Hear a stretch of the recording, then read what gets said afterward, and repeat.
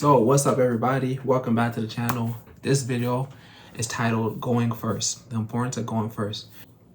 I'm going to tell you a little story. So in 2000, maybe 13 or 14, 13, I moved to California. I moved to Rutgers, California, and I was living in St. Paul, Minnesota. So I went from the blistering cold to the scorching heat. On my first day, having arrived in California, I, like all high schoolers, was trying to figure out how I'm gonna make friends. I'm in a new state. I don't know anybody. I'm different than everyone in this state. I dress differently, the way I talk, my mindset is different. How am I gonna survive this new place? What I used to always do is I went online on YouTube, trying to figure out how to make friends in California, how do you be cool in California, how to fit in California, all the things I did. And one thing I came across was this principle of going first. And man, I embraced that and it has served me for my entire life. And high school was maybe like 10 years ago or something like that. Yeah, probably like 10, 11 years ago. This principle has stayed with me. So what the principle said is, whenever you are in a situation, right? Whenever you meet someone new or you see someone across the room, go first. Go up to them, introduce yourself, say hello. Whenever you are with a group of people and you know the right thing to do, go first, do it. We all have this bystander effect. So we're like, if something crazy was to happen, everyone's thinking that somebody else is gonna act. You have to lead the pack, per se. Even if you don't know what you're doing, go first. And that's gonna give the collective the courage to add on, to contribute. Guys, you're walking down, you see a chick that you like, bam, don't hesitate. Look her in the eye, walk up to her, hey, name's Yvan. Easy, like that. She may like you, she may not like you, she may smack you, she may spit on you, whatever, but you went first, you won that day. You're starting a new job, introduce yourself first. If you're at the gym, you see someone, people do this thing that's super weird, where you see someone at the gym or just out and about, someone that you know, and they saw you and you saw them. You guys both know it, you guys saw each other, but there is this weird dance where you want to act like you don't know each other. You're walking down the street with someone like this, or coming like this. And as you're about to pass each other, the other person looks down at the sidewalk, and you look at the sidewalk. And it's weird because it's like we both saw each other. That's super awkward. Everyone is scared. When you meet someone, they're also nervous. You have to understand that. They're as nervous as you are.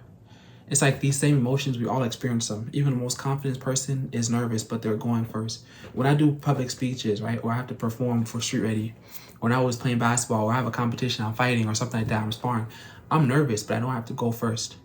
Even if I don't have the courage initially, I'm gonna find the courage in doing the action. And that's what happens a lot in life. Sometimes you gain the confidence while doing it, while doing the thing. So that principle has helped me with everything, man. Like, I sparked up some conversations that helped me like close business deals, or help me meet people that could help me in life, or people that I could also help me in college tremendously, meeting friends, bringing people together, getting into medical school. It helped me in everything, because when you go first, you know that you never said no to any opportunity. You never left any stones unturned. Let's say you have a disagreement with someone, like you don't want to text them first, you don't want to reach out to them. Girls do this a lot. They won't reach out to you first, you got to reach out to them. But sometimes they lose a good guy because they refuse. Their ego won't let them reach out. So dudes, like, go first. And sometimes ladies, go first too. Don't let your ego get in the way of good things happening. And if you go first, and if the answer is no, so be it. You have to accept all outcomes. Something I was told as a youngin' is like, to live is to die. What does that mean? When we shine up to enter this world, right, life begins. But also, we enter this world and we're almost going through an obstacle course. Everything could kill you. There's a bacteria that could take away your lung function. There's a bacteria that could take away your eyesight. A car could hit you.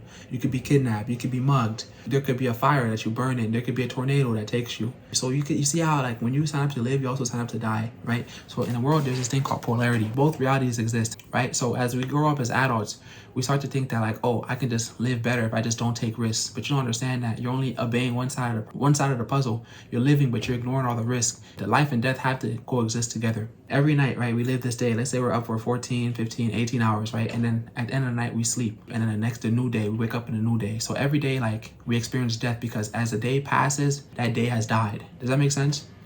Same thing happens in your skin. As your skin divides, every day, if you do this with your skin, you'll see black. Those are dead skin cells. So everything, every cell in your body is living and dying. It's that cycle of life.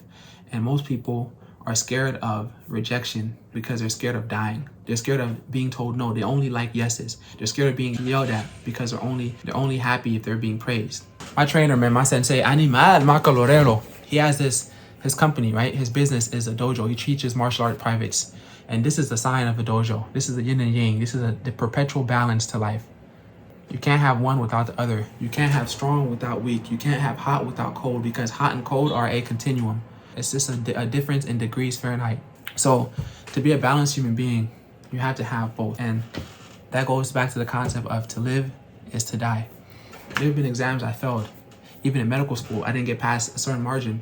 And I had peace of mind because when I went into that exam, I accepted both outcomes. I accepted I could get the highest percentage. I could set the curve. I could get the 1 percentile in the class. I also accepted I could fail. And because I had both realities accepted, I had the peace to go in there and perform. So sometimes I've been the highest scorer. Sometimes I've been the lowest scorer. But again, both realities exist. Another thing is this. When I take exams, if I get a 90% or if I get a 50%, I don't let any of these scores change my mood because a number shouldn't affect my mood. Some of you guys are scared to try jujitsu or try to box or things like that because you say, oh man, maybe I'll get brain damage or anything like that, which are very viable fears. But you could also get brain damage by walking down your steps. You could also get brain damage by being in an area where people are fighting and not knowing how to fight, and somehow you get hit. You get hit in the head with a punch that you could have avoided if you knew how to fight, but you don't know. I went snowboarding with my buddy. We're at the top of the mountain. This is my first time going snowboarding, and I'm seeing 4-year-olds, 3-year-olds just scroll down a mountain with no fear. I'm at the hospital. I see kids that have been hit by trucks and they're walking again in 6 months. They're just living because they're not holding on to things. And I realize that in life, we're supposed to be like kids. We're supposed to return to that childlike state, that true freedom. Our true nature is almost childlike, where we accept all things. We allow the world to teach us. We allow the world to happen. And man, going first is the beginning of allowing the world to happen. Go first and don't expect a certain outcome. Don't expect them to like you or not like you. You have to understand that most people in the world won't care about you. That's the thing. So there's 3 things. There's liking you, not liking you, and then not caring about you. Most people are in this bubble. Most people do not care about you. Few people don't like you, and then there's just like a few people that actually like you. Everyone is only worried about themselves. People are just only in their own head. They're worried about their life, what they're doing, how much money they're making, what problems they're dealing with, what stressors they're engaging with, right? So when they meet you, they're kind of neutral to you. People aren't as over-invested in your life as you are about your own life. So go first, man, and really allow the world to teach you this year. Don't be scared to die metaphorically. If you found value in this video, make sure you like, you comment, you subscribe, you share this with somebody else. And man, let's win, y'all. I'll see you guys soon. Peace.